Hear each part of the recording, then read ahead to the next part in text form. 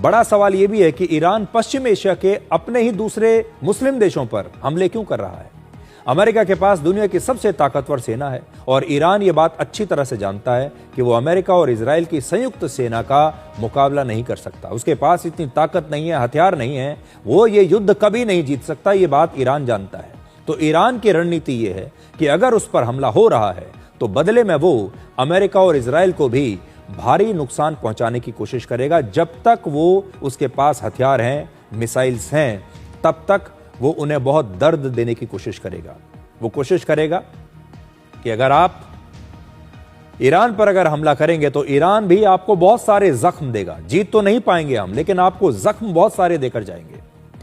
Missiles के मामले में ईरान पश्चिमी एशिया के सबसे ताकतवर देशों में है और इस समय ईरान के पास लगभग 3000 मिसाइल्स हैं, जिनमें आधी जो हैं वो मीडियम रेंज की हैं, जिनसे 3000 किलोमीटर की दूरी तक हमला किया जा सकता है। और ईरान एक एक मिसाइल का पूरा प्रयोग करेगा जब तक कि उसका सारा जो हथियारों का जखीरा है खाली ना हो जाए, तब तक वो लगातार ये हमले करता रहेगा।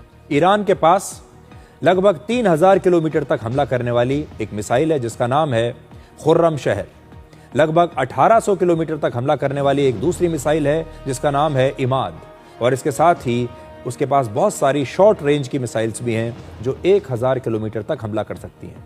लेकिन इजराइल को सबसे ज्यादा जो खतरा है वो है ईरान की हाइपरसोनिक मिसाइल से, जो इजराइल के एयर डिफेंस सिस्टम को भेद कर इजराइल के अंदर जाकर हमला कर रही है। इजराइल के पास कई स्वदेशी एयर डिफेंस सिस्टम्स हैं, जैसे उसके पास एरो 3 है, डेविड स्लिंग है और आयरन डोम है। इसके अलावा उसके पास अमेरिका का पैट्रियट एयर डिफेंस सिस्टम भी है। लेकिन दुनिया के सबसे आधुनिक एयर डिफेंस सिस्टम भी तेज रफ्तार से हमला करने वाली इन हाइपरसोनिक मिसाइल्स को आसानी से रोक नहीं पाते।